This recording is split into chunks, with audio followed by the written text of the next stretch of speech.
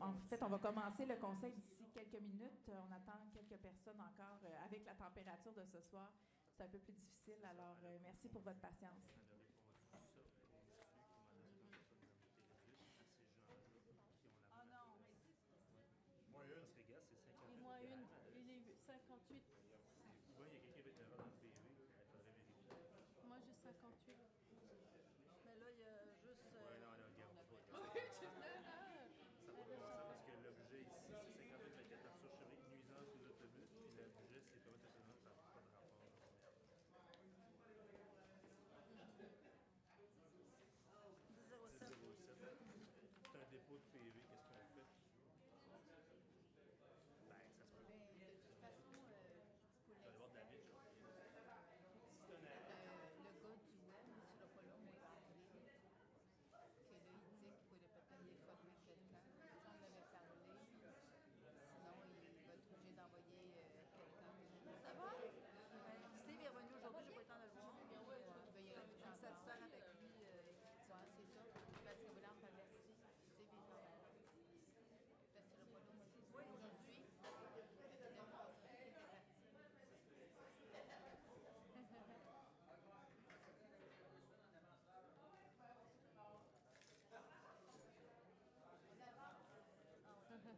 On avance. Fall back, spring ahead. On avance. C'est le printemps. On avance. Ça paraît pas que c'est le printemps. Qu'est-ce qu'on fait? Qu'est-ce qu'on fait pour le PV? Pour le PV, Elle a dit qu'il faut commencer. le problème, c'est qu'il n'y a pas personne qui a connaissance. On va défiler, puis on va le changer. Si jamais quelqu'un veut, on va changer la pièce demain. C'est cher.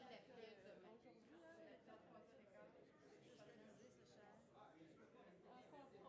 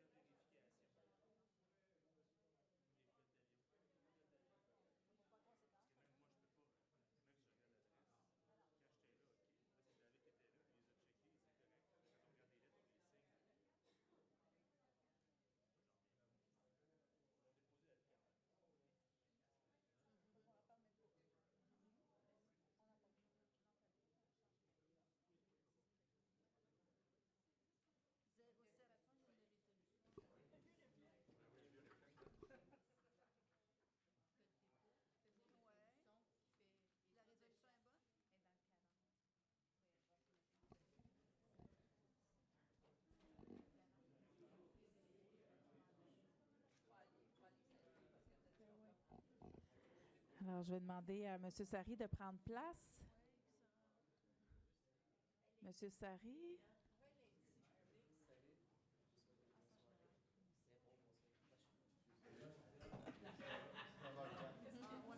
Bon conseil. Monsieur Sari, on va vous demander de prendre place pour commencer le conseil. Je voulais m'entendre mon nom dans le micro. Alors, tout d'abord, permettez-moi de saluer toutes les personnes qui sont dans la salle, également ceux qui écoutent le conseil en direct sur le web, également ceux qui l'écouteront en différé. Alors, avant de débuter, tel qu'il est d'usage lors de ces séances, nous allons prendre une minute de silence. Donc, je vais demander à tous de se lever.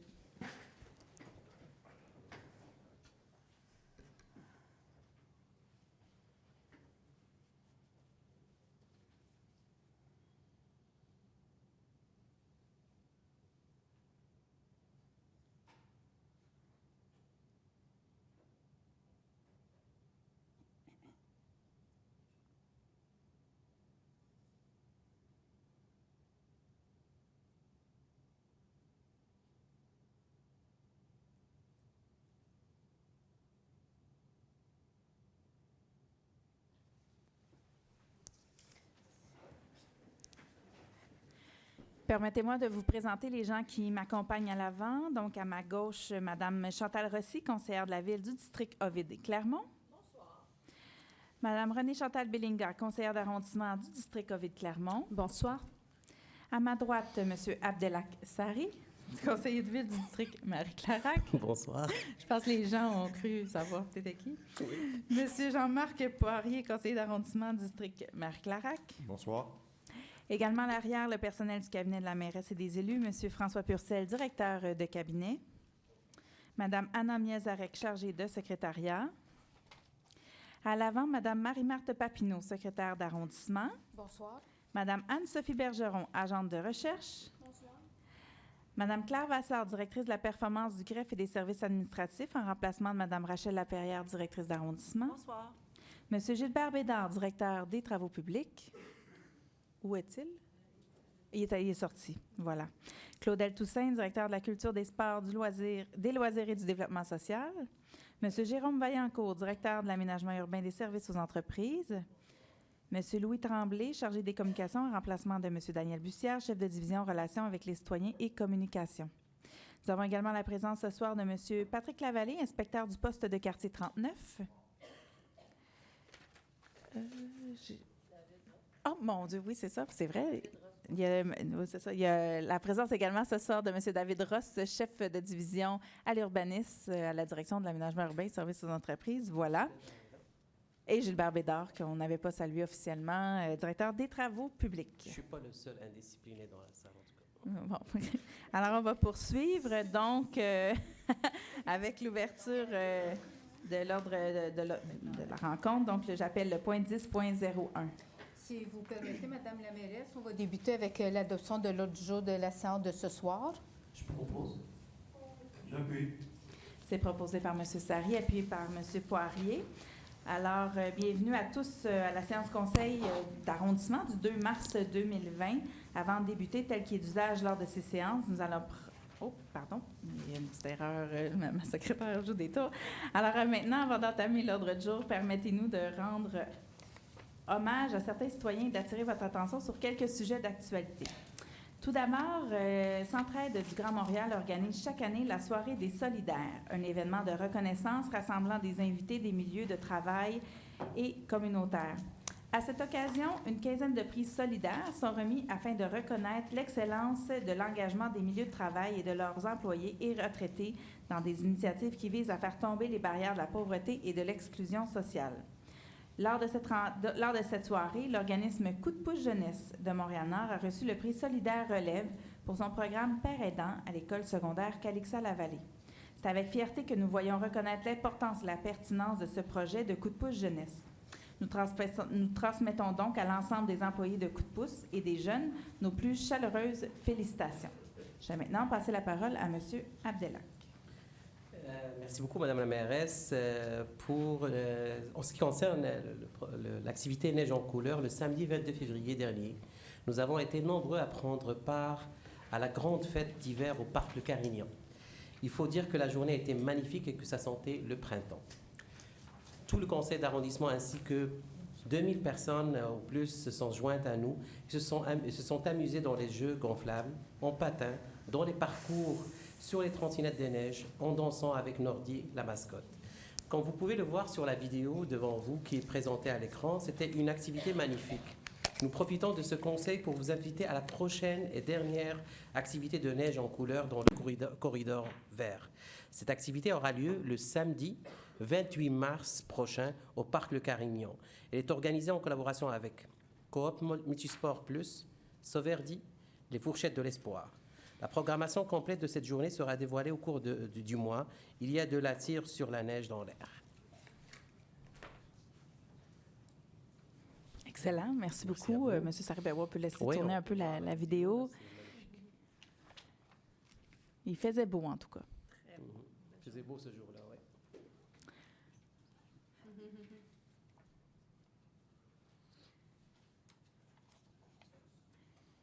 Excellent. Donc, on va poursuivre avec le mois de l'Histoire des Noirs. Je vais demander à Mme Rossi de prendre la parole.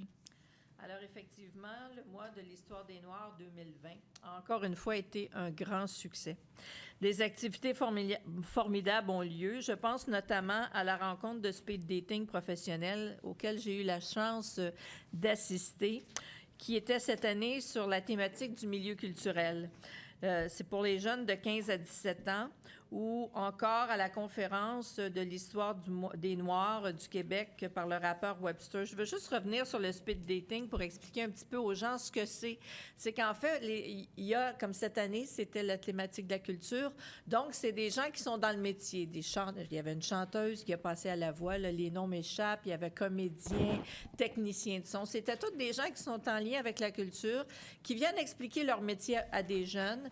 Les jeunes ont la chance de poser des questions. Il y a des tables rondes et chacun de ces invités-là va s'asseoir à la table avec les jeunes pour un certain temps. Après ça, il y a un changement, d'où l'idée de speed dating. Et pour les jeunes, c'est vraiment une façon de découvrir des métiers, mais en même temps, souvent de se créer des idoles et des pouvoirs, des mentors, alors pouvoir développer. C'est vraiment une très belle soirée. Il y avait une belle programmation. Vendredi soir, j'ai eu la chance d'assister aussi. Je suis allée pour la clôture du mois de l'Histoire des Noirs, un événement organisé par un itinéraire pour tous, où la thématique était Fenêtres sur le monde. Alors, dans le hall de la maison culturelle et communautaire, c'était une soirée vraiment multiculturelle où on avait plusieurs pays avec de la nourriture qui représentait les pays, les costumes, les gens pouvaient goûter, il y avait un échange, il y avait vraiment salle comble. Ça en est suivi un spectacle où on pouvait voir tant une parade de mode avec des costumes de plusieurs pays. Bref, une très, très, très belle soirée, un beau succès. Alors, la programmation a été composée, en fait, d'une quinzaine d'activités organisées par l'arrondissement, par 5 organismes partenaires que nous remercions. Un itinéraire pour tous que j'ai souligné. Le CJE Bourassa-Sauvé, la coopérative Multisport, Entre parents de Montréal-Nord et Paroles d'exclus. Alors, c'est un rendez-vous pour l'an prochain, pour le mois de février, encore une fois, pour le mois de l'Histoire des Noirs, version Montréal-Nord. Excellent. Merci beaucoup, Mme Rossi. Alors, ensuite, le dimanche 8 mars prochain aura lieu la Journée internationale des droits des femmes. Je vous invite à le noter à votre calendrier.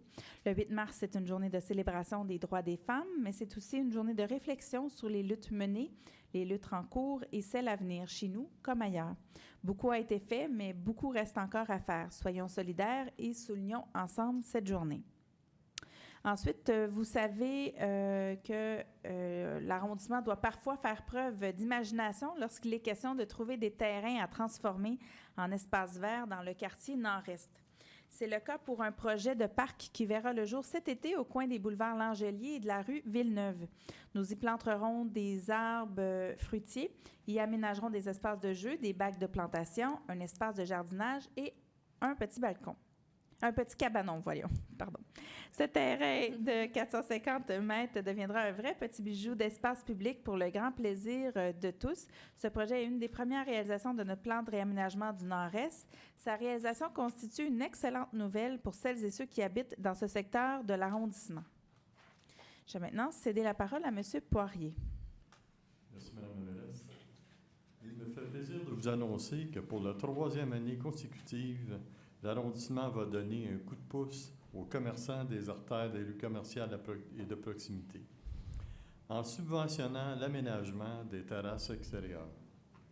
Nous offrons ainsi de rembourser une partie des frais d'aménagement de terrasses aux commerçants des rues Charleroi, Moncelet et Fleury. Ce programme vise à augmenter l'achalandage et à créer un espace accueillant, à embellir les rues commerciales et à dynamiser l'espace public. Pour en savoir plus à ce sujet, les commerçants peuvent s'adresser à notre commissaire au développement économique, M. Charles Morisset, au 514-328-4000, poste 4017. Merci. Merci beaucoup, M. Poirier. Alors, le 28 mars prochain, notre arrondissement se connectera à la planète. Il participera à 1 heure pour la Terre en éteignant les lumières de la Vélocité des lieux à partir de 20h30. Cet événement annuel mondial vise à sensibiliser les communautés de partout au déclin des espèces. 1 heure pour la Terre, organisée par le Fonds mondial pour la nature, est une façon simple de montrer qu'on fait partie de la solution. Nous invitons donc l'ensemble des citoyens et des citoyens corporatifs de l'arrondissement à participer à cet événement important. Alors, si j'ai bien suivi, c'est ce qui met fin à nos mots. Alors, on va passer maintenant à la période de questions. Donc, on Madame continue. la mairesse? Ah oui. Attends, mais en fait, Je vous en prie. moi, c'est ça. Ce soir, je... Alors voilà, Madame Bénégal, pardonnez-moi. Je vous en prie. Alors, merci, Madame la mairesse. Et puis, je me joins à vos mots, à ceux de mes collègues, donc pour souhaiter une belle journée internationale du droit des femmes le 8 mars prochain, moi aussi. Donc, c'est sûr que c'est une journée excessivement importante où nous nous rappelons, bien sûr, des luttes menées, mais des luttes qu'il reste à faire. Donc, bien sûr, dans notre district respectif, on se rappelle qu'il y a une proportion importante de femmes monoparentales, des défis au niveau aussi du décrochage scolaire et différents enjeux pour l'accès aux services. Donc, nous devons continuer à travailler main dans la main pour permettre à ces femmes d'atteindre l'égalité de droits et l'égalité des chances. Pour le deuxième point, Madame la mairesse, ça serait plus des questions. Est-ce que vous me permettez de poser des questions? Donc, bien sûr, aujourd'hui, nous adoptons plusieurs projets dans le cadre des projets Priorité Jeunesse qui ont fait partie de tout un processus de sélection par un comité de sélection et également par le comité de pilotage. Je voulais juste peut-être permettre à M.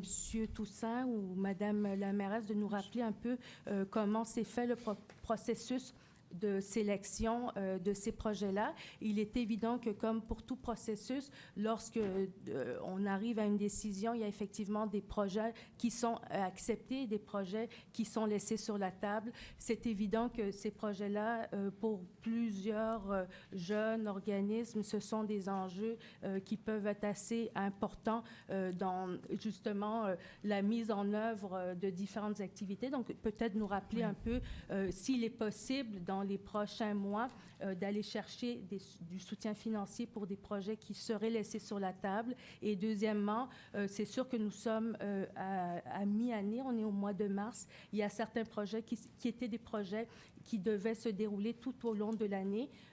Qu'allons-nous faire pour venir soutenir les jeunes qui sont touchés par la coupure de ces projets-là? Oui. En fait, je tiens à rappeler en fait, que ce soir, ça se trouve être effectivement un grand moment pour l'arrondissement parce que c'est ce soir qu'on adopte les différents projets en lien avec Priorité Jeunesse.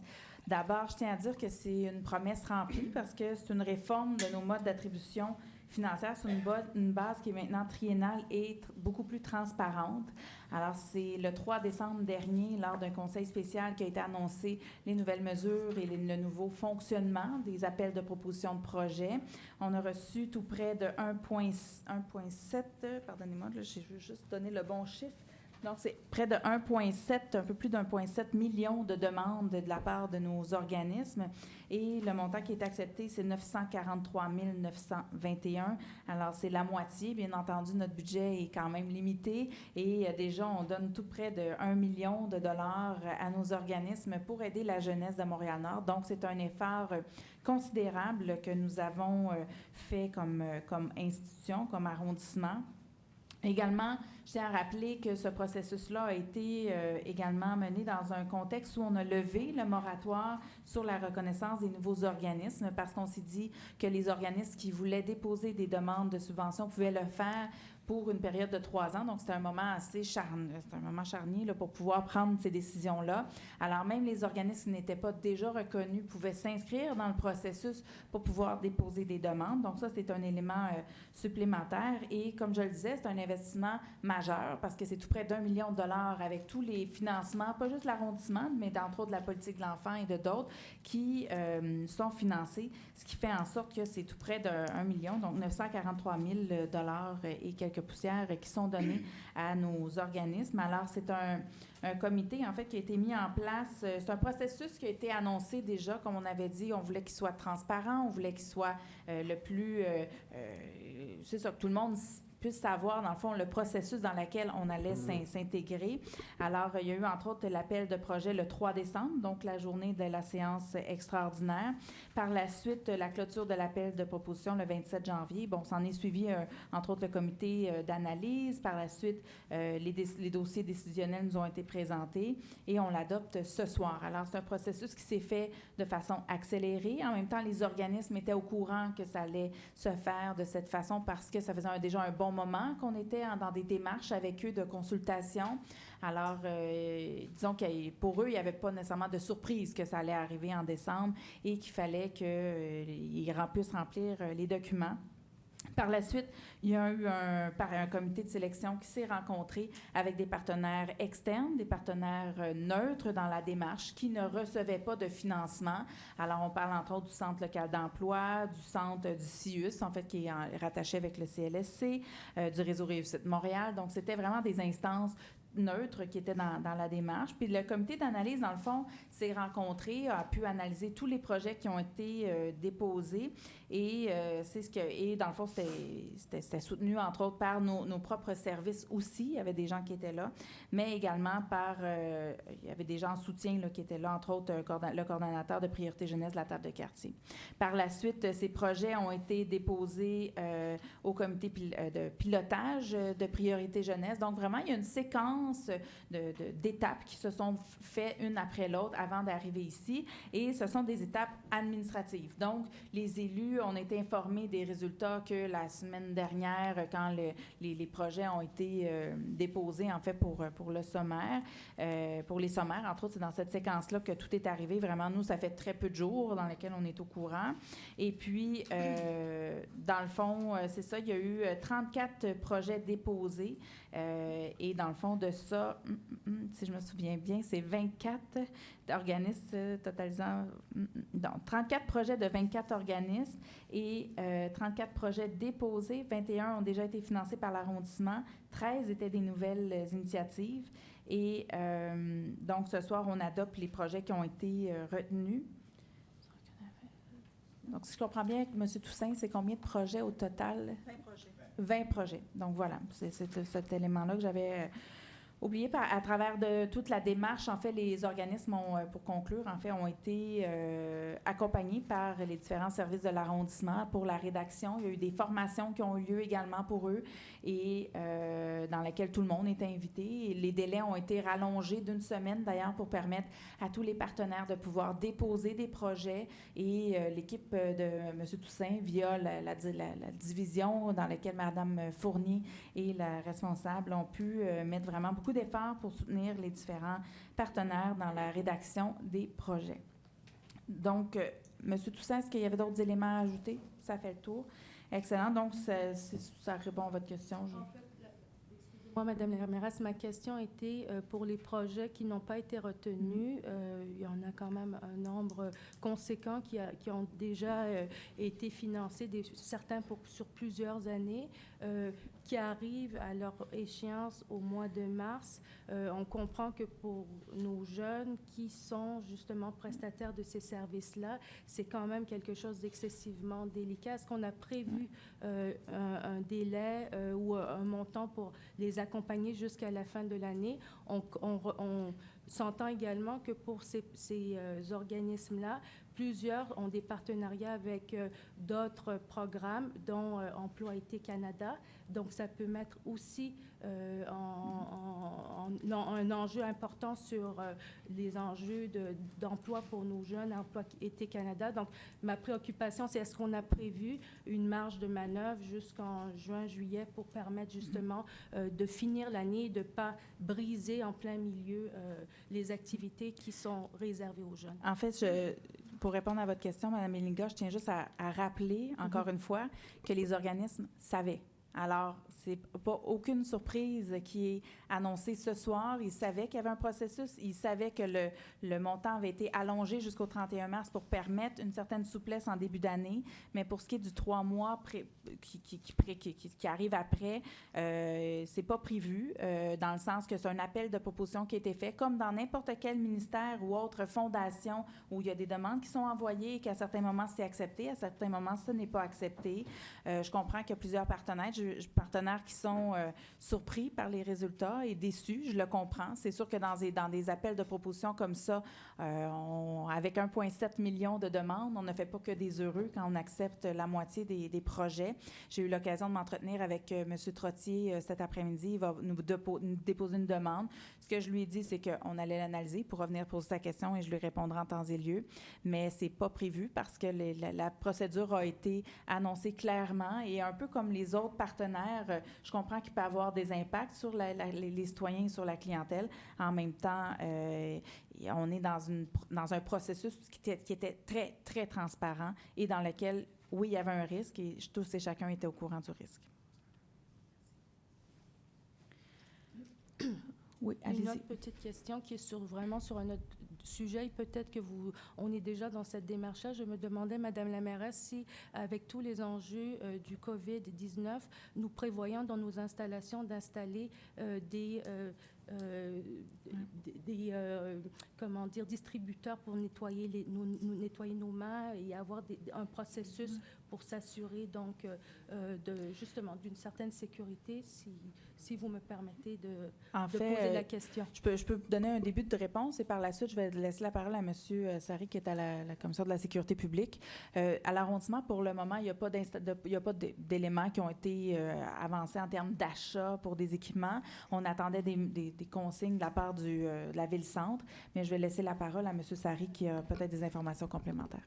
Je pense que à la fois le ministère de la Santé au niveau fédéral et au provincial qui ont quand même des directives à lancer au niveau des municipalités, puis nous, comme arrondissement et même comme commission de la sécurité publique, on s'attend à avoir des procédures à mettre en place et des directives à envoyer à l'ensemble des parties prenantes, notamment le service de l'incendie Montréal et bien évidemment le service de la sécurité civile. Alors ça, c'est des éléments pour lesquels on n'a pas présentement aucune procédure à mettre en place, mais s'il y a quand même une certaine épidémie ici à Montréal, c'est sûr qu'on aura des directives à mettre en place, que ce soit au niveau provincial ou au niveau fédéral aussi.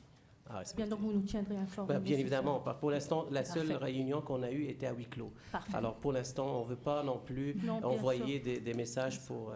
il faut aussi rassurer la population plus qu'autre chose. Excellent. Merci. Merci beaucoup, M. Sari. Merci, Mme Belinga. Donc, et voilà. Alors, on est rendu au point 10.03, qui est la période de questions du public. Alors, avant d'entamer la période de questions des citoyens, je souhaite préciser qu'étant donné que la séance du conseil d'arrondissement est publique, les citoyens qui viennent au micro poser des questions acceptent par le fait même que leurs propos soient diffusés en direct, ainsi qu'en différé sur le site Internet de l'arrondissement. Dans les circonstances et afin de préserver vos données personnelles, nous vous demandons de ne pas divulguer au micro votre adresse. Je tiens à rappeler que la durée de la période de questions est de 30 minutes. Elle peut être allongée par bloc de 15 minutes. Seulement 3 questions peuvent être posées sur le même thème. Les citoyens qui le désirent et qui se sont enregistrés auparavant sont invités au micro. Afin d'assurer l'équité à tous, vous êtes invités à poser une question et une sous-question sur le même sujet. Un membre du conseil ou un membre de l'administration y répondra selon mes indications. La période de questions du public n'est pas une période d'échange ou de discussion entre citoyens et élus. Si vos interrogations nécessitent plus d'informations, que vous souhaitez en parler plus amplement avec moi ou un autre élu, nous vous invitons à rester après le conseil ou à communiquer avec le cabinet pour qu'on puisse convenir d'un moment plus approprié. Alors donc, on va commencer. Donnez-moi juste un instant. La période de questions. Donc, je vais demander à Luigina De Filippo. Voilà. J'espère que j'ai bien prononcé votre nom. Vous pouvez venir au micro. Donc, bonsoir tout le monde. C'est très simple. En fin de compte, on a fait une demande ou bien une plainte depuis 2016.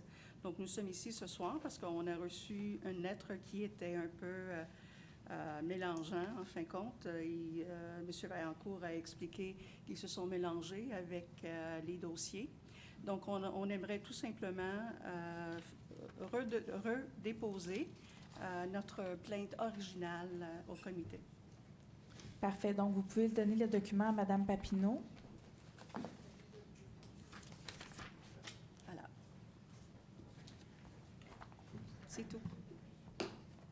Merci. Super, excellent. Donc, M. Vaillancourt, de toute façon, avait eu l'occasion de vous parler, je pense, en début, là. Parfait. Alors, on va poursuivre maintenant avec José Trottier.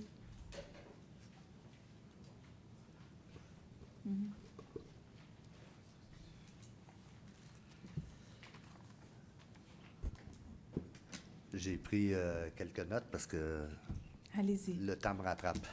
Je fais de l'amnésie un peu. OK.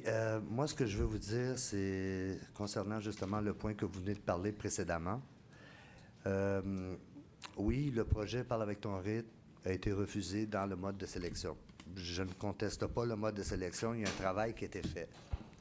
Cependant, tantôt, je vous ai entendu dire qu'on a eu des cours de formation. Moi, j'appelle ça des cours plus d'information. J'ai tout assisté à tous ces cours-là. Et puis, je me suis fait dire, quand j'ai reçu la lettre de refus signée de la main de M. Claudel, d'appeler. J'ai appelé. La personne m'a répondu, « On sait qu'on doit vous donner des cours de formation pour vous former davantage. » Mais si on le sait, pourquoi on ne l'a pas fait avant? Ça, c'est une interrogation. C'est même pas une question, parce qu'on a droit à 3 questions. En fait, c'est une question et une sous-question. C'est ça. Alors, je vais vous demander d'arriver à votre question, M. Trottier. C'est parce que moi, je veux expliquer d'abord que Parle avec ton rythme, ça fait 8 ans qu'il existe. On a fait beaucoup de choses avec les jeunes dans la communauté. Je peux même dire que, excusez-moi l'expression, on a mis Montréal-Nord sur la planète avec le projet 5 jours l'année passée. On s'évertue le plus... Juste un instant, Oui. je vais demander aux gens dans la salle de fermer leur téléphone, si possible, la sonnerie du moins, pour qu'on puisse bien entendre. Alors, allez-y avec votre question, M. Trottier. On s'évertue le plus possible à essayer de donner une nouvelle image de Montréal-Nord. Puis on fait beaucoup de représentations à ce sujet. La perception que j'ai eue et la réaction que les jeunes ont eue, il y a comme, pour eux, parce que ça fait quand même 8 ans qu'on est là, il y a comme 2 vitesses. C'est que dans une main, en 2019, avril, je reçois le trophée comme ambassadeur de Montréal-Nord. À l'automne 2019, vous avez reçu ici même, dans le conseil d'arrondissement, les jeunes pour leur remettre un certificat de reconnaissance de ce qu'ils font.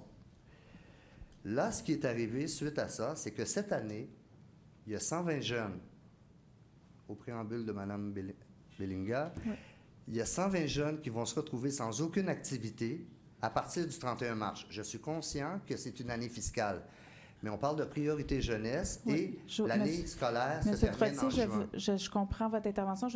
On est ici dans une période de questions, donc il faut arriver à la question, s'il vous plaît. Oui, mais je n'avais pas le choix de mettre le préambule. Oui, c'est ça, je comprends, mais question d'équité envers les autres citoyens qui souhaitent poser des questions.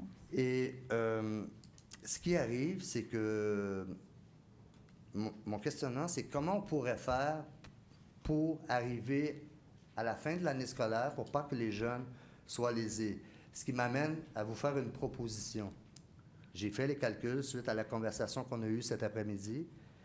Puis avec une somme de 12 250, il y a 120 jeunes qui pourraient continuer et qui pourraient participer au Festival des arts, etc., etc. En fait, M. Trottier, comme on s'était dit cet après-midi, si vous avez une proposition, il faudrait la déposer ici à Mme Papineau pour qu'elle puisse, je ne sais pas si vous avez un papier ou un document, ou sinon une lettre envoyée tout simplement. Et à ce moment-là, nous, on va demander à nos services d'analyser, mais comme je disais un peu plus tôt à la question de Mme Bilinga, ce n'était pas prévu. Non, Donc, je sais, c'est pas c'était pas prévu. prévu, puis on savait que si on était refusé, on serait rejeté. Mais je tiens à mentionner qu'il faut prendre en compte que c'est priorité jeunesse et c'est des jeunes qui vont en payer le prix, Donc, qui sont là depuis 8 ans. M. Trottier, si c'est possible de donner votre proposition ou d'envoyer une lettre dans les jours qui suivent, comme ça, on va pouvoir demander à nos services d'analyser. Il y a également M. Toussaint qui voulait prendre la parole. Je vais lui donner la parole. Un petit complément de réponse, Madame la mairesse, pour le bénéfice de tout le monde. Les fonds que le Conseil va autoriser ce soir proviennent de 3 sources.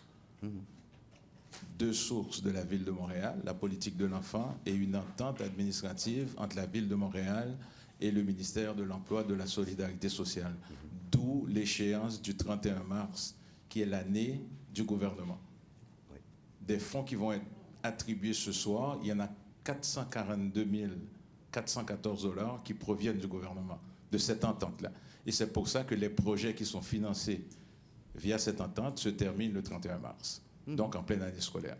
Et je dois vous dire que ce n'est pas de gaieté de cœur que nous avons transmis aux élus les résultats du comité d'analyse. On voit bien qu'il y a un manque à gagner et un écart entre les demandes et ce qu'on peut accepter. Parfait. Donc, donc si vous avez une sous-question sur le même thème. Non, j'ai une sous-complément. C'est que faut avouer qu'il y a 3 ans, on terminait les projets en juin, en même temps que l'année scolaire. Là, on s'est mis fiscalement au 31 mars. Mais dans la priorité jeunesse, il faut avouer que c'est les jeunes qui vont être blessés. Monsieur Trottier, comme j'ai dit d'emblée, les règles du jeu pour le nouvel appel de projet étaient au courant. On comprend qu'il y a des déceptions de votre part, puis qu'il y a des enjeux par rapport aux jeunes. On le comprend très bien. Alors, votre demande va être analysée et par la suite, on va voir quelles sont les recommandations. Je peux rester à la fin. Donc, vous pouvez rester à la fin. De toute façon, c'est ce que j'ai dit d'entrée de jeu, que si les citoyens souhaitent échanger avec nous, qu'on leur demande de rester à la fin. Parfait. Donc, je vais maintenant demander à Sylviane Chicoine de venir au micro.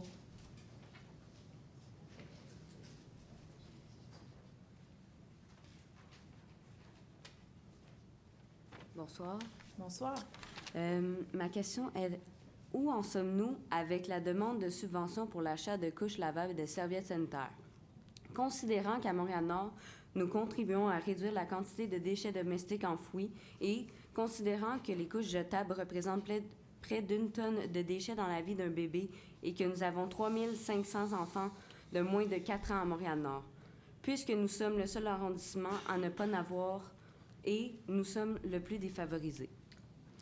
Alors, merci beaucoup pour votre question, Madame Chicoine. En fait, le programme actuellement est en cours dans certains arrondissements. Ce n'est pas tous les arrondissements qui ont accès à ce programme.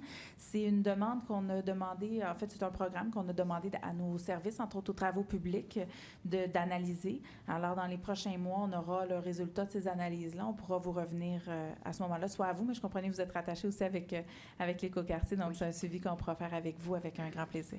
Parfait, Pour les merci. serviettes sanitaires, je peux peut-être répondre. Ouais, ben, vas-y, Mme Rossi. Oui, pour allez-y. les serviettes sanitaires, étant la personne qui a déposé la motion au Conseil de ville de Montréal, effectivement, pour avoir des serviettes sanitaires gratuites dans les endroits publics, la réponse que l'administration nous a faite, c'est qu'actuellement, c'était donné dans quelques endroits, mais on ne semble pas être prêt à le faire à grandeur de Montréal dans les lieux publics actuellement. Mais ma question ne reposait pas sur la gratuité des serviettes sanitaires, mais bien les subventions pour c'est ça, les avoir serviettes des serviettes sanitaires réutilisables. Ah, OK. C'est ça.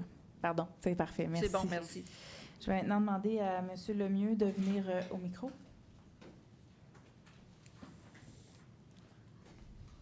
Bonsoir. monsieur. Bonsoir. Bonsoir. Ça va? Ça, c'était pas ma première question. Il semble cacher quelque On chose. s'en doutait, monsieur Lemieux. Allez-y. Allez-y pour votre question. Alors, On vous écoute. bon, le sujet, c'est celui qui me concerne directement. J'ai assisté à une réunion citoyenne de la rue Saint-Vital. Avant, vous savez, j'ai été en voyage avant les fêtes, ces choses. Et j'étais supposé assister aussi à une réunion d'un comité qui a été, bien que j'ai averti, qui a été repoussé à des dates ultérieures. Puis finalement, je n'ai pas pu assister. Donc, vous connaissez tout le préambule. Je me demandais juste... J'étais à cette réunion-là, puis la conclusion, c'est tous les citoyens de la rue, unanimement, on avait convenu que la solution au problème, c'était de fermer l'entrée charretière du Tim Hortons.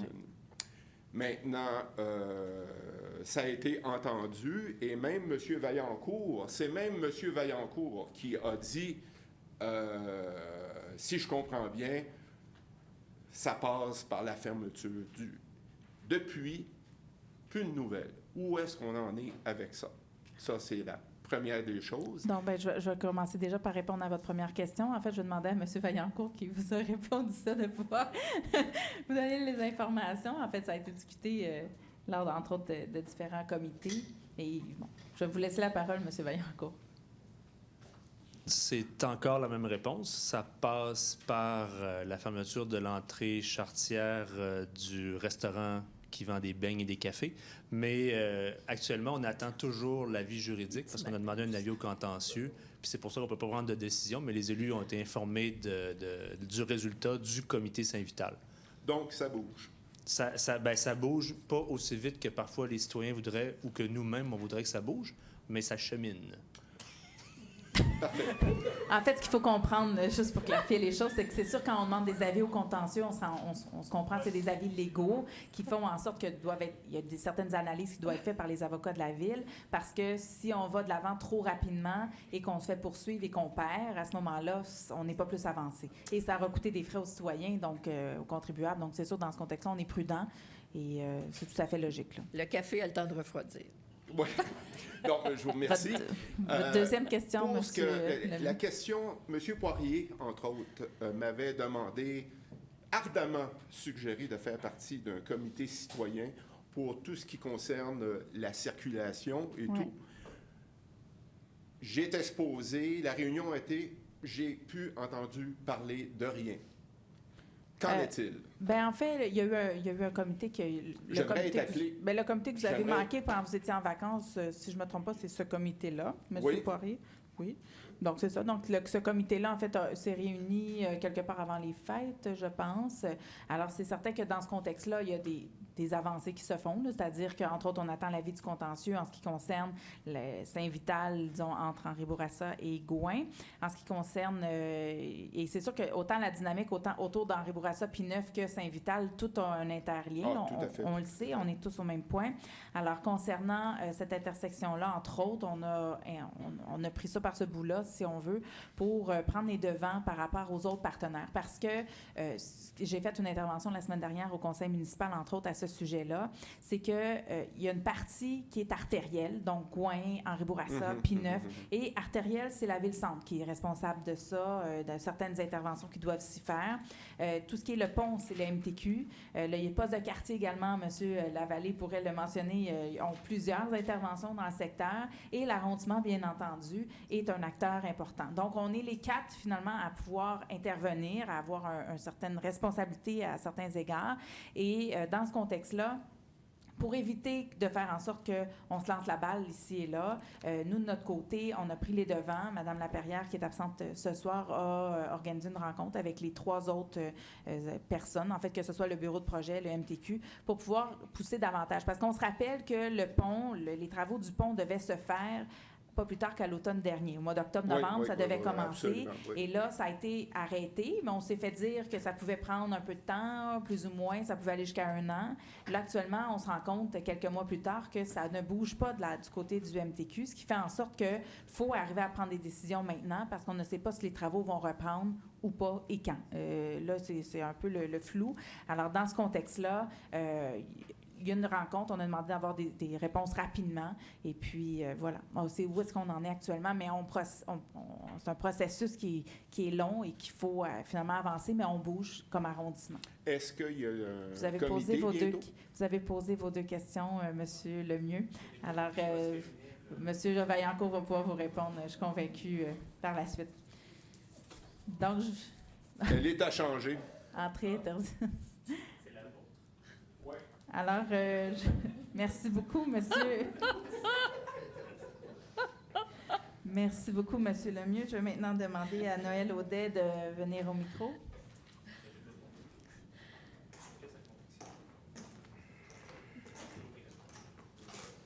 As-tu des crampons, Noël?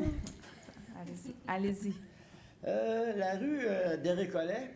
Oui. À soir, ça m'a frappé. Un moment donné, je suis rendu voir ça, je virais sur les Récollets. Il y a une interdiction, la flèche de virer, de pas virer, la lumière flash, à ces petits autobus.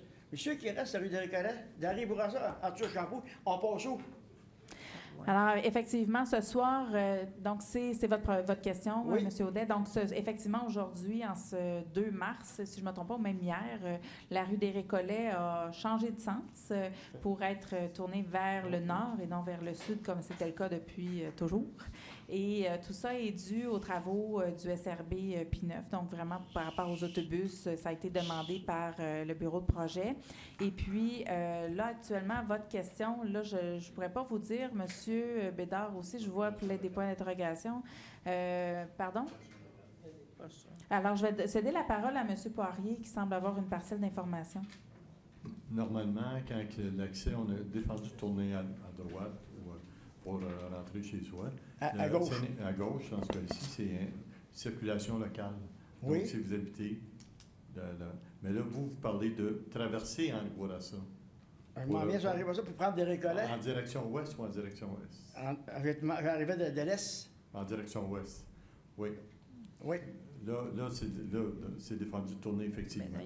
Comme toutes les autres rues qui sont Mais ceux qui restent là, ils passent où? Aller chercher Ben, le en fait, puis revenir. c'est ça, faut aller plus loin par le côté sud. Est-ce que c'est permis de faire un virage en U?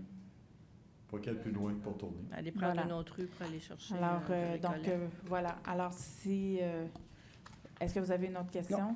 Donc, c'est la procédure maintenant à suivre. Un rallongement. Alors, merci beaucoup. Je vais maintenant demander à Carmel-Antoine Bessard de venir au micro.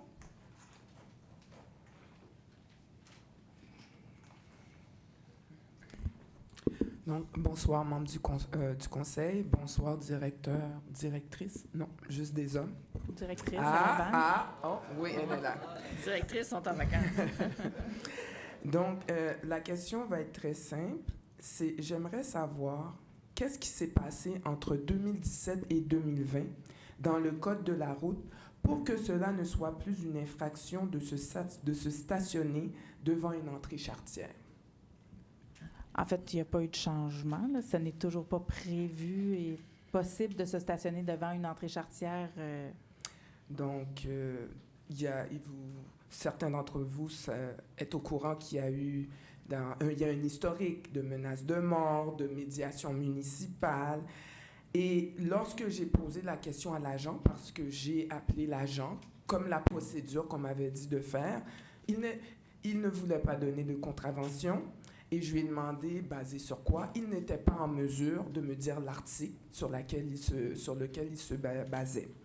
La seule excuse que j'ai eue, et je crois que c'est important à nous tous d'entendre cela, c'est que, là, on est à Montréal. Moi, je ne savais pas qu'être à Montréal, on pouvait être sans foi ni loi. Donc la question est posée. Je demanderai à M. Lavallée si c'est possible de venir répondre. C'est une parcelle de réponse. C'est une question qui est extrêmement spécifique, là, puis ça fait des années que je suis plus à l'émission des conseils d'infraction, fait que je ne pourrais pas dire si ça évolue ou non.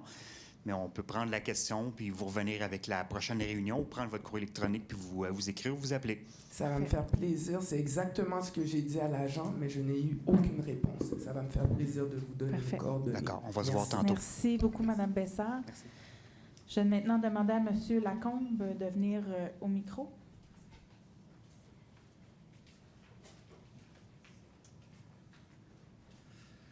Bonsoir. Bonsoir, M. Alors, Lacombe. ma question porte sur la période de questions, sur l'utilisation des minutes restantes aux 30 minutes. Alors, à mon arrivée, j'avais une lettre, une réponse à ma demande. Alors, dans la lettre, on dit que la durée moyenne de la période, c'est 30 minutes. C'est rarement plus. Il y en a rarement moins que ça. Je n'ai pas calculé. Moi, j'assiste au conseil municipal depuis 2017 assez régulièrement.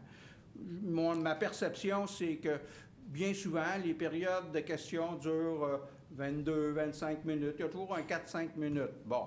Puis, j'ai jamais vu de prolongation de 15 minutes. D'accord?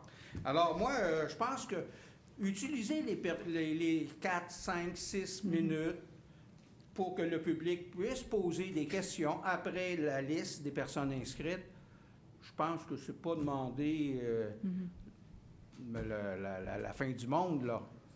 Alors, ma question, je demande au conseil, et la réponse, c'est que vous dites, nous ne modifierons pas notre règlement de régie interne. S'il y a 20 minutes de questions posées, les 10 minutes restantes, ça reste mort.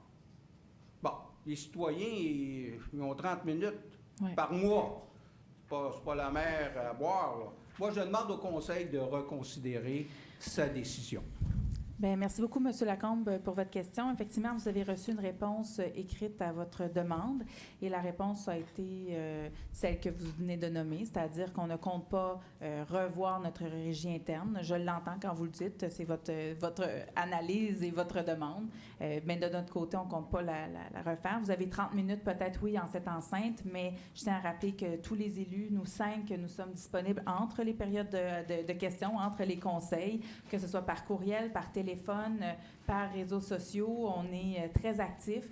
Alors donc, les citoyens de Montréal-Nord sont tout à fait légitimés de nous contacter et plusieurs reçoivent des réponses de notre part, en fait la majorité, là. Donc, dans ce contexte-là, nous, on ne voit pas la nécessité de revoir notre régie interne par rapport à la période de questions. Et il est arrivé à certains moments, peut-être moins dans les derniers mois, les dernières années, qu'on a eu plus que 30 minutes de questions, mais c'est arrivé. Puis, je dois vous avouer que je ne suis pas très rigoureuse sur les minutes non plus. Des fois, ça peut durer 35 minutes, mais quand on voit qu'il nous reste que 2 ou 3 questions, je vais les accepter tout simplement parce qu'on veut donner la chance à tous les citoyens qui se sont inscrits de pouvoir venir au conseil. Donc, c'est la réponse que je vous donne ce soir. Donc, reconsidérer votre décision, c'est pas dans votre programme. Actuellement, c'est pas dans les plans et on ne voit pas la nécessité. Quand vous dites, là, les conseillers, tout le monde est bien disponible pour, après, tout ça pour parler, moi, je pense que lorsque je disais dans ma lettre, attendu que beaucoup de questions de citoyens sont d'intérêt public et qu'il serait normal d'avoir le temps de les poser devant public. Donc, pas régler des petites questions comme le quartier Marie-Clarac. Je pense que, bon, on fait face à beaucoup de situations problématiques, là. Oui. Alors, je pense que c'est un débat public et ça ne doit pas se régler en peut-être vous répondre, en fait, merci. Vous posez la question, mais vous répondre, ça ne se règle pas en catimini. Je tiens à rectifier les propos que vous venez de dire. Ce n'est pas la lecture que j'en fais. En vrai dire, tous les citoyens sont totalement à l'aise et bienvenus ici au conseil de venir poser leurs questions. À certains moments, on a plusieurs citoyens qui sont venus. C'est 3 questions sur le même thème et on les accepte toujours. À aucun moment, depuis que moi je suis mairesse, en tout cas depuis presque 4 ans, j'ai refusé des questions de citoyens. On les a toujours tous pris. Alors, avant mon arrivée, c'est jamais arrivé. Donc, les citoyens sont les bienvenus ici à poser des questions. C'est 2 questions par citoyen et puis une question, une sous-question. Et voilà. Donc, j'entends votre demande. Alors, merci. Et s'il restait des minutes, pourquoi ne pas les accorder aux citoyens? Merci. Merci pour votre question, M. Lacombe. Je vais maintenant demander à Monique Charland de venir au micro.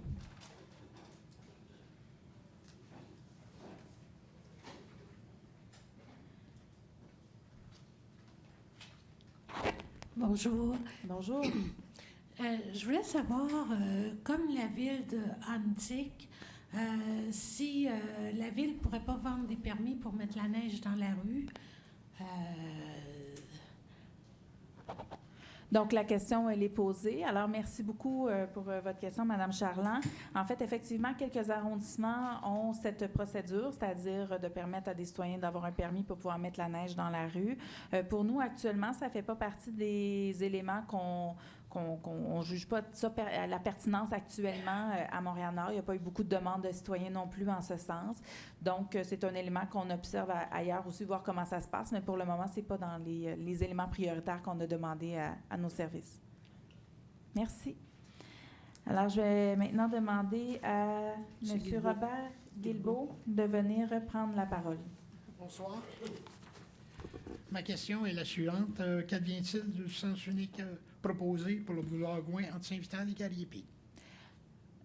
Entre Saint-Vital et Garriépi. OK. Bon, en fait, comme je le disais un peu plus tôt à M. Lemieux, dernièrement, on a demandé, vous allez être heureux d'ailleurs de savoir qu'on a pris les devants pour demander une rencontre avec le MTQ, Bureau de projet, SPVM, la Ville-Centre. Alors, il y a eu une petite rencontre qui a eu lieu il y a quelques jours de cela et dans laquelle on a adressé nos demandes aux différentes instances qui étaient avec nous.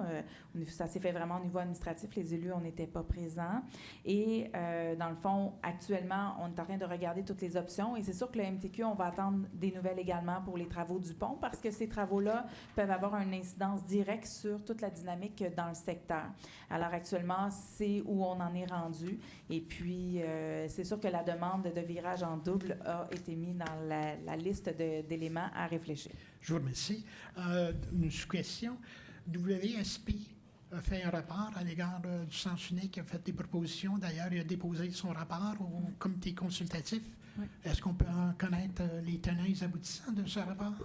En fait, je suis un peu surprise que vous parliez de ça ici en cette enceinte, parce que c'est sûr, c'est des informations qui sont privilégiées par rapport au comité qui a été mis en place avec les citoyens. Quand on met ces comités-là en place, c'est aussi pour faire en sorte d'avoir des consultations, alors à quelque part à nos citoyens, qui par la suite, dans le fond, ça peut faire partie d'éléments de stratégie où on veut après aller à des consultations ou autre chose. Donc, à l'heure actuelle, ces informations-là, oui, ont été mentionnées dans le comité, mais pour l'instant, on n'est pas à la prise de décision. Donc, il y a des éléments supplémentaires qui sont en lien avec la rencontre dont je vous ai parlé un peu plus tôt, qui sont en route. Dans ce cas-là, le rapport WSP est un document... Est un document parmi les autres. Je peux avoir accès en faisant une demande formelle. Accès à l'information. Il faudrait vérifier, je ne suis pas certaine. En tout cas, on pourra t'en reparler par la suite avec demande d'accès à l'information. Merci. Alors, c'est ce qui met fin à la période de questions. Alors donc, ceux et celles qui souhaitent quitter, vous pouvez le faire à l'instant, parce que je vais suspendre 2 minutes, le temps de laisser aux gens le temps de quitter. Et par la suite, on va commencer le conseil.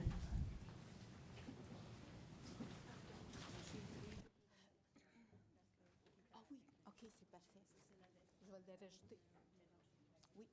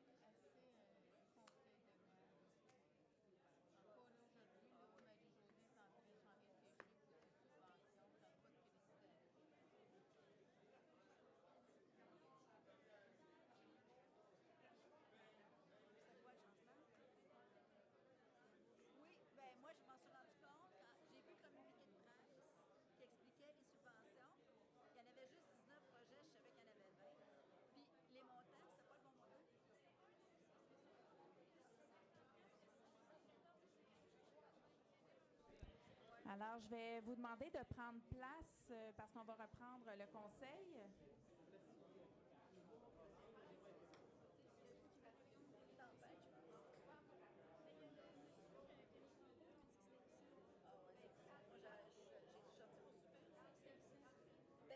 C'est glissant parce que les voitures, dans l'allée, c'est pas si pire. Oui, puis entre les voitures, c'est parce que ça c'est pas... Ben, pour traverser le stationnement, t'es correct. C'est quand t'arrives proche des autos, là, c'est de la classe B. Alors, je vais demander à tout le monde de prendre place, s'il vous plaît.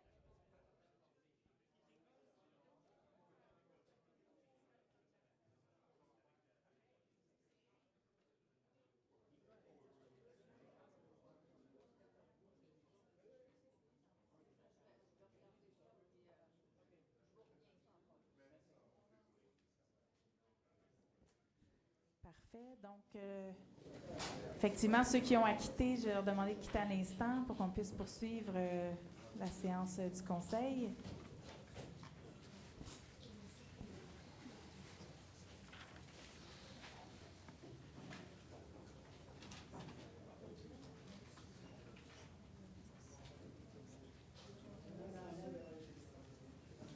Alors voilà, donc on va poursuivre avec la séance ordinaire du conseil d'arrondissement.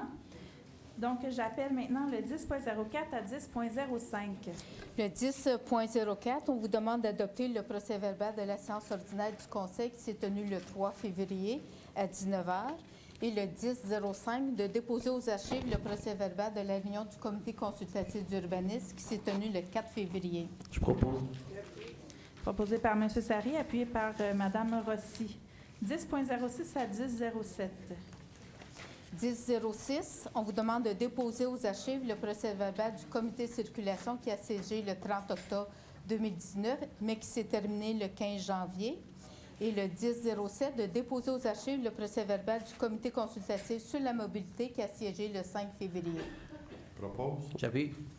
Proposé par M. Poirier, appuyé par M. Sari, le 15.01.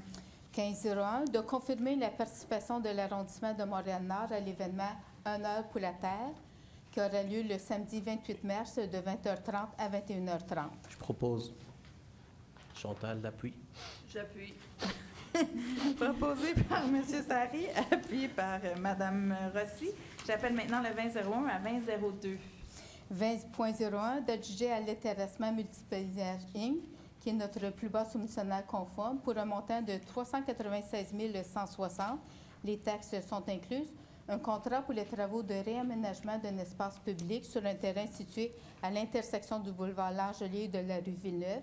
On vous demande d'autoriser également une dépense de 20 997,50 $. Les taxes sont incluses pour les contingences. Une dépense de 15 000 $ pour les incidents. C'est pour une dépense totale de 432 157. Le 2002, d'octroyer un contrat de service à l'organisme Les Fourchettes de l'Espoir pour un montant de 488 480. Les taxes sont incluses. C'est pour l'organisation des camps de jour pouvant accueillir 520 enfants de 5 à 12 ans. C'est pour les étés 2020 et 2021. On vous demande d'approuver le projet de convention à intervenir. Madame la mairesse, avant d'appuyer, je voudrais demander le vote et je voudrais faire un préambule pour cette demande de vote pour le 2002. Parfait. Bien, en fait, juste un instant, je vais juste vérifier. Dans la procédure, Madame Papineau, quelle est la procédure? Pouvez-vous me le rappeler? Parce que c'est rare qu'on l'a fait pour... On peut demander un vote à tout le monde. Parfait. Et nous, on va noter qui est d'accord, les distances. Parfait. Vous n'êtes pas obligé de voter, vous pouvez voter, c'est à votre choix. Parfait, excellent. Alors, je vais accepter le préambule et je pourrai également intervenir par la suite. Très bien. Alors, je vous remercie, Madame la mairesse. Alors, je demande le vote pour le point 2002 qui concerne l'octroi d'un contrat de service à l'organisme Les Fourchettes de l'Espoir au montant de 488 480 $, taxes incluses. En fait, au cours des dernières années, pour les camps de jour, nous avions fait des ententes de gré à gré et le milieu avait signifié, la table jeunesse, également certains organismes, que pour l'échéance des 3 ans des contrats octroyés, ce serait vraiment indiqué d'aller en appel d'offres. C'est un montant important. Pour moi, attribuer un montant de cette importance sans avoir d'appel d'offres ou sans avoir, bien sûr, un appel de proposition avec une évaluation des projets, ça me semble quand même une décision particulièrement difficile. Donc, je souhaite demander le vote pour ce point. Parfait. Donc, je vais prendre la parole concernant le 2002 et par la suite le 2001. En fait... Le 2001 peut avoir un proposeur et un oui, secondaire. tout à fait. Bon, on peut commencer à ce moment-là avec le 2001, tout simplement. Peut-être vous dire, en fait, c'était dans le mot des élus au début de la rencontre, vous dire à quel point je suis heureuse et je suis persuadée que mes collègues, on est très heureux ce soir d'adopter enfin ce projet, parce qu'on se rappelle que ça avait été en appel d'offres. On avait dû rejeter l'appel d'offres à propos de problématiques qu'il y avait eu la première fois. Donc, ce soir, on s'y prend d'avance, on le dit souvent. Hein? On est juste au début mars, donc ça veut dire que les travaux vont commencer très rapidement au dégel. Alors, c'est une excellente nouvelle. Donc, je vais prendre les proposeurs pour ce point. Je propose avec plaisir. J'appuie avec le grand plaisir.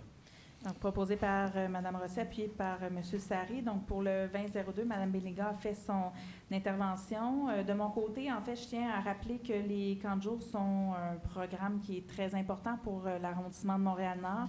Dans le cas actuellement qui nous concerne, pour les fourchettes de l'espoir, les résultats ont été très positifs pour les dernières années. Et je tiens à rappeler que nos équipes ont des capacités d'absorption. C'est-à-dire que pour arriver à analyser combien de projets, plus d'une vingtaine de projets qui ont été déposés dans le cadre de l'appel de proposition de projet pour Priorité Jeunesse pour un montant qu'on en a parlé plus tôt et on va le voter un petit peu plus loin, de tout près de 1 million de dollars. Nos équipes ont été très sollicitées tous les mois de décembre, janvier et février. Donc, dans ce contexte, et pour permettre aussi une alternance dans les appels de proposition de projet, il a été décidé cette année d'aller de l'avant pour les 2 prochaines années avec les fourchettes de l'espoir. Donc, il faut comprendre également que cet appel de proposition de projet sera dans la nouvelle mouture avec la nouvelle politique qui a été adoptée au mois de décembre dernier pour le prochain appel de projet. Et bien entendu, pour le moment, en fait, compte tenu de tout ce qui rentrait en même temps pour les équipes, c'était plus prudent d'y aller de cette façon-là. Les Fourchettes de l'Espoir sont un organisme qui est reconnu et réputé à Montréal-Nord et pour lequel nous avons eu des résultats très satisfaisants dans les dernières années. Donc, c'est la raison pour laquelle on a souhaité aller de l'avant. Alors, c'est un montant qui est donné de gré à gré, que la loi nous permet de faire. Donc, dans ce contexte-là, on leur souhaite, en fait, je vais demander tout d'abord, il y a un vote, là. Donc, je vais demander de chacun de voter. Donc, M. Poirier déclare intérêt. Moi, je déclare intérêt. Voilà. OK. Moi, je suis pour. Vous êtes pour? C'est ça. Madame Sari est pour. Pour. Ah, c'est Mme Papineau qui demande. C'est ça, Voilà. exactement. Bélinga. Je suis pas habituée. Je suis contre. Parfait. Mais toi aussi. C'est Alors, je suis adopté à pour. la majorité. Parfait. Excellent. Donc, c'est adopté. Donc, bien entendu, on va souhaiter bon succès à l'organisme Les Fourchettes de l'Espoir pour la réalisation de ces camps de jour-là. J'en profite également pour faire un clin d'œil, en fait, aux parents, en fait, qui étaient avec l'organisme Horizon Jeunesse pour les camps de jour de l'an passé. Donc, il y a eu quelques pépins au niveau de l'organisation, ce qui fait en sorte que certains formulaires n'ont pas pu être mis aux parents pour les impôts. Alors, il y a une note de service qui a été préparée par nos équipes et qui va être diffusée sous peu sur la page Facebook de l'arrondissement. Donc, on invite tous les parents à aller chercher cette information-là pour leur permettre de pouvoir avoir les outils nécessaires pour pouvoir faire leur déclaration d'impôt. Alors, voilà. Donc, c'est ce qui met fin à ce point. On va passer maintenant au 2003 à 2004. 2003 vous demande d'autoriser la prolongation du contrat qui avait été octroyé à Ascenseur Microtech. C'est pour le service de maintenance préventive ainsi que la réparation des ascenseurs et des monts-de-charge. C'est pour la période du 1er janvier au 31 décembre. On vous demande d'autoriser une dépense de 29 972, les taxes sont incluses, avec une réserve de 5 748 pour l'achat de pièces et d'équipements qui vont être requis dans les appels de service. Le 2004, d'octroyer en vertu de l'article 85.1 de la Charte de la Ville de Montréal, Métropole du Québec, à la division de l'entretien de l'éclairage, de la signalisation et du marquage de la chaussée de la direction des travaux publics de l'arrondissement Rosemont-la-Petite-Patrie pour un montant de 215 847. Un contrat de service pour le marquage sur la chaussée. C'est pour un contrat pour l'année 2020. Et on demande d'autoriser le directeur de la direction des travaux publics à signer les documents nécessaires. Je propose. J'appuie.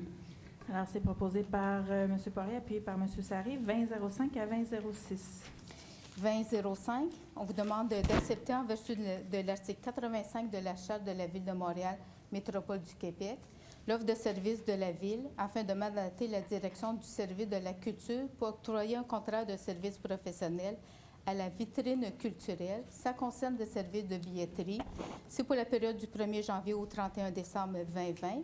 C'est pour 11 lieux de diffusion du réseau Accès Culture, dont la Maison culturelle et communautaire de l'arrondissement. On vous demande également d'autoriser une dépense de 4 071 $. Je propose. J'appuie. Alors, c'est proposé par M. Sarry, appuyé par Mme Rossi. Donc, le point 2006, c'était un des points importants. 2006, c'est ça. 2005, 2006, c'est ça. Donc, 2006, vous aviez une déclaration d'intérêt, M. Poirier? Oui, déclaration d'intérêt.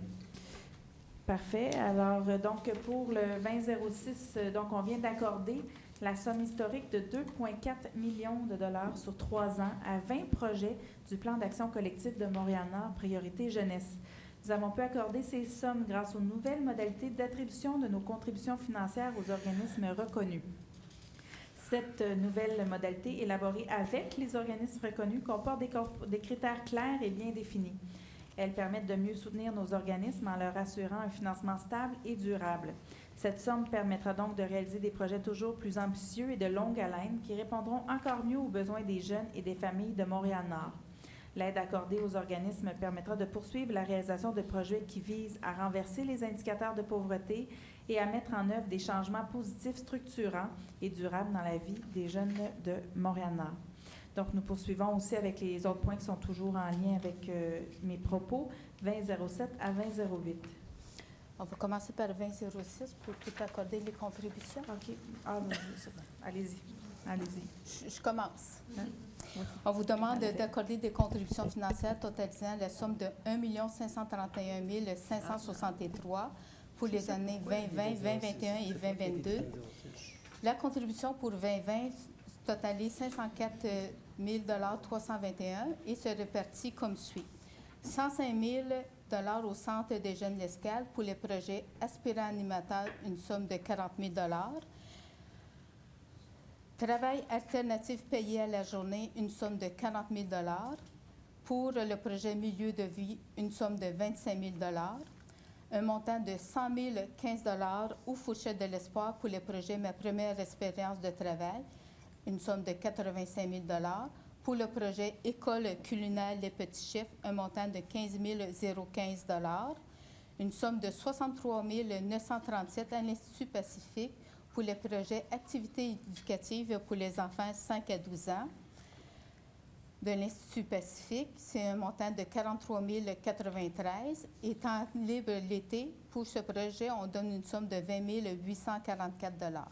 Un montant de 62 500 à la musique aux enfants pour le projet La musique aux enfants. Un montant de 41 769 $ au Centre de pédiatrie sociale de Montréal-Nord pour le projet Psychomotricité. 38 000 $ à un itinéraire pour tous pour le projet Mentorat pour la réussite scolaire.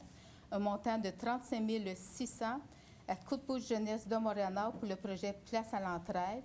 Un montant de 33 663 $ à la coopérative de solidarité multisport pour le projet Certification et engagement jeunesse.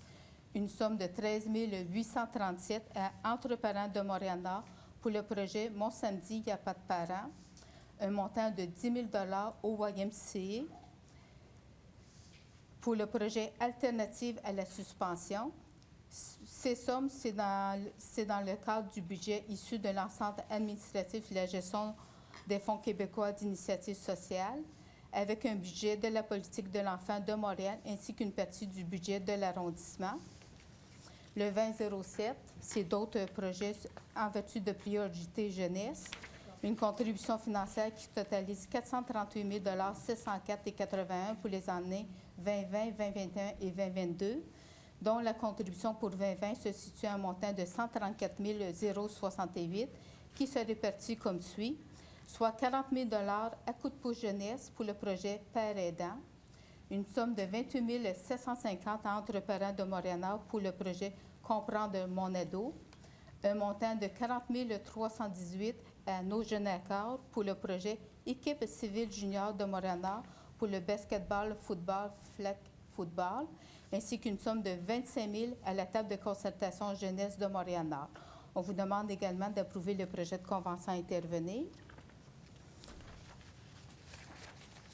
Le 2008, des contributions financières qui totalisent la somme de 122 810 pour l'année 2020 aux organismes suivants, soit 50 630 au Club de natation de Montréal-Nord, 27 630 au Club de soccer de Montréal-Nord, une somme de 17 790 au Club de gymnastique Gymkhana de Montréal-Nord, ainsi qu'une somme de 12 360 au Club de basketball de Montréal-Nord, et finalement une somme de 14 400 au baseball mineur de Montréal-Nord. On vous demande d'approuver le projet de convention à intervenir. Je propose. Alors, donc, je vais prendre en fait les propositions pour le point 20.6, 20.07 et 20.08. Je propose. J'appuie. Donc, Mme Rossi propose, M. Sari appuie. Et moi, je déclare intérêt au point 20.06. Voilà. Alors ensuite, 20.09 à 20.10. 20.09, on vous demande d'accorder les contributions financières qui totalisent la somme de... Juste un instant, on va suspendre. Non, il n'y a pas de problème. Alors, vous pouvez poursuivre, oui, sans problème. Allez-y. 20.09. On vous demande d'accorder des contributions financières qui totalisent la somme de 318 634. C'est pour les années 2020, 2021 et 2022. La contribution pour l'année 2020 totalise un montant de 96 091 et se répartit comme suit, soit une somme de 59 468 à Entre parents de Montréal-Nord pour le projet Accès 0,5 ans, une somme de 36 623,52 à la Fondation de la Visite pour leur projet Prendre un enfant par la main pour l'emmener vers demain. C'est dans le cadre de la politique de l'enfant de la Ville de Montréal et du budget de l'arrondissement. On vous demande d'approuver le projet de convention à intervenir. Le 2010, d'accorder une contribution financière de 72 153 à l'organisme Les Fourchettes de l'Espoir. C'est dans le projet afin de donner une première expérience d'emploi des jeunes du secondaire ou éloignés du marché du travail. Pour le programme de brigade de propriété de 6 cours d'école, le nettoyage des terrains privés en façade des bâtiments de certaines rues, ainsi que la plantation d'arbres sur des terrains privés. C'est pour la période du 27 avril au 2 novembre. On vous demande d'approuver le projet de convention à intervenir. Je propose. J'appuie. Déclare l'intérêt à 20.10. Alors, c'est proposé par M. Sari, appuyé par Mme Rossi. M. Poirier déclare intérêt au 20.10. J'appelle maintenant le 20.11 à 20.12. 20.11, d'accorder une contribution financière de 500 $ au Club de patinage artistique de Montréal-Nord. C'est pour l'événement Revue sur glace 2020 qui aura lieu le 18 et 19 avril à l'Arena Fleury. C'est dans le cadre du 50e anniversaire de l'organisme. Le 20.12, d'approuver un don de 100 $ à la Fondation québécoise du cancer à la suite du décès de M. Robert Black, père de Mme Christine Black, mairesse de l'arrondissement. Je propose. J'appuie et je tiens, Mme Black, à réitérer toutes nos sympathies à vous, votre mère et toute votre famille. Merci. Alors, c'est proposé par M. Poirier, appuyé par Mme Bellinga. J'appelle maintenant le 30.01 à 30.04. Le 30.01, d'approuver de déposer le rapport mensuel en date du 31 janvier 2020. Le 30.02, d'approuver de déposer le rapport sur l'exercice du pouvoir délégué en date du 31 janvier 2020. Le 30.03, d'entériner une dépense de 200 $ auprès de l'Association québécoise de défense des droits des personnes retraitées et pré-retraitées. C'est pour l'achat d'un espace publicitaire dans le feuillet du dîner annuel qui s'est tenu le 11 janvier. Et ça, c'est quand même le budget discrétionnaire de représentation des élus. Le 30.04, de reconduire la reconnaissance et le soutien de l'Association de la place Normandie, l'Institut Pacifique, Halte Femmes de Montréal-Nord, le Conseil particulier Saut au Récollet et Rond-Point Jeunesse au Travail à titre de partenaire de mission partagée, de l'Association des directions d'établissements scolaires retraités de Montréal à titre de partenaire privé. C'est pour la période de mars 2020 à mars 2023. Je propose. J'appuie. Et je déclare l'intérêt au 30-03. Alors, c'est proposé par M. Sari, appuyé par Mme Rossi. M. Poirier déclare intérêt au 30-03. J'appelle maintenant le 40-01 au 40-03 et j'aurai une intervention par la suite pour le 40-02. Le 40.01, on vous demande de donner un avis de motion, de présenter et de déposer en vue d'adopter une séance ultérieure le projet de règlement RGCA 20-10-001-1 qui modifie notre règlement sur les tarifs. C'est afin d'ajouter des frais d'inspection en vertu de l'application du règlement 03-087 sur la salubrité, l'entretien et la sécurité des logements. Le 40.02, de donner un avis de motion, de présenter et d'adopter le premier projet de règlement RGCA 13-10-0007-6 qui modifie notre règlement relatif aux usages conditionnels afin de modifier diverses dispositions en lien avec les usages de la classe publique de classe B, qui est les cultes, et le 40.03, de donner un avis de motion, de présenter et de déposer afin d'adopter le premier projet de règlement RR 1562.054 qui modifie notre règlement de zonage sur diverses dispositions en lien avec les usages lieux de culte et centres communautaires, et ce pour l'ensemble du territoire de l'arrondissement. Je propose. J'appuie. Alors, c'est proposé par M. Poirier, appuyé par Mme Bellinga. Donc, je vais prendre une minute pour souligner qu'avant de pouvoir adopter ce nouveau règlement, l'arrondissement a fait un travail exceptionnel auprès des représentants des diverses communautés religieuses de notre territoire. Ce dossier était sensible parce que plusieurs lieux de culte de Montréal-Nord ne respectaient pas la réglementation au niveau des permis, entre autres, et que nous avions à trouver un équilibre entre la liberté d'exercer sa religion et l'importance d'assurer une cohabitation harmonieuse dans nos quartiers pour arriver à régulariser la situation et à assurer la sécurité et le bien-être des personnes qui fréquentent ces lieux et de leurs voisins, et en même temps pour amener à régulariser la situation, comme je dis, à ce que nos lieux de culte puissent avoir leur permis d'occupation. On a mené une démarche respectueuse de la diversité et c'est ce qui nous a caractérisés. D'ailleurs, on est pris en exemple dernièrement à certains endroits par rapport au processus qu'on a mis en place avec les responsables des lieux des lieux de culte, en fait. Alors, je tiens à remercier ce soir les représentants des lieux de culte. On avait certains qui étaient avec nous un peu plus tôt pour leur participation à cette démarche qui se veut vraiment une démarche de collaboration dans laquelle tous et chacun contribuent. Et également remercier tous les employés de l'arrondissement qui ont travaillé à ce dossier, entre autres la directrice de l'arrondissement, le directeur de l'aménagement urbain et services d'entreprise, M. Vaillancourt, de même que son équipe. On a la chance ce soir d'avoir M. Ross qui est avec nous, qui est le chef de division urbaniste, voilà. Et on a également des personnes à la direction culture, sport, loisirs, développement social qui ont pu contribuer à un moment ou à un autre à toute la démarche. Donc ce soir, c'est un premier pas dans le sens pour le règlement de zonage qui va être refondu, qui va être revu autrement. Et il y aura d'autres étapes subséquentes dans les prochains mois à ce sujet. Alors, on poursuit maintenant avec le point 40.04. 40.05, pardon.